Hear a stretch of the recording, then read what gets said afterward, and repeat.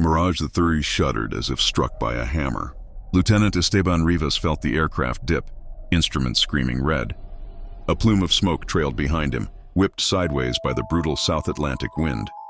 He'd been flying low, too low, trying to evade radar on a strike mission. The British Sea Dart missile had found him anyway. "Control, I've been hit." The radio dissolved into static. Fire crawled up the starboard side. Esteban didn't think.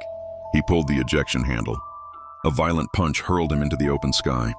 The cold hit him next, a monstrous living thing. His breath crystallized in the helmet as he tumbled, parachute opening with a crack that felt like a second explosion.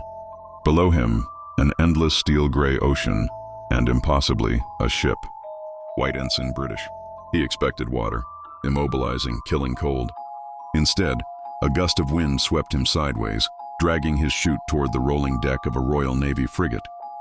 Sailors scattered, pointing upward. Esteban braced for bullets, for shouts, for anything. He hit the deck hard, skidding across anti-slip paint and landing in a tangled heap of parachute and limbs. Pain bloomed across his ribs. Boots thudded toward him. A burly petty officer knelt beside him. "You alive, mate?" Esteban stared, stunned. "I think so. Good. Captain will want a word. And probably best you don't try any heroics." He was ushered below deck. Expecting interrogation, he instead found a small, warm room with a stainless steel kettle hissing in the corner. Someone pressed a mug into his hands.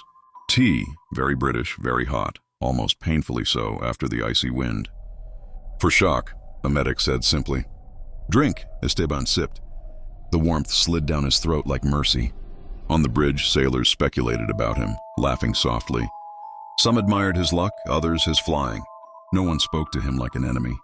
Hours later, in the wardroom, a young officer unfolded a printout from intercepted radio traffic. "Your Air Force," he said with gentle awkwardness, "has listed you as missing." Presumed dead, Esteban blinked. A ghost, according to his own people. His family would already be grieving.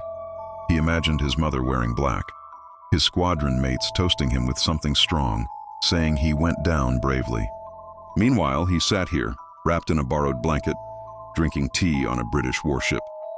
He laughed, quiet, incredulous. The British officers exchanged confused smiles. "What's funny?" one asked. Esteban shook his head. "Nothing.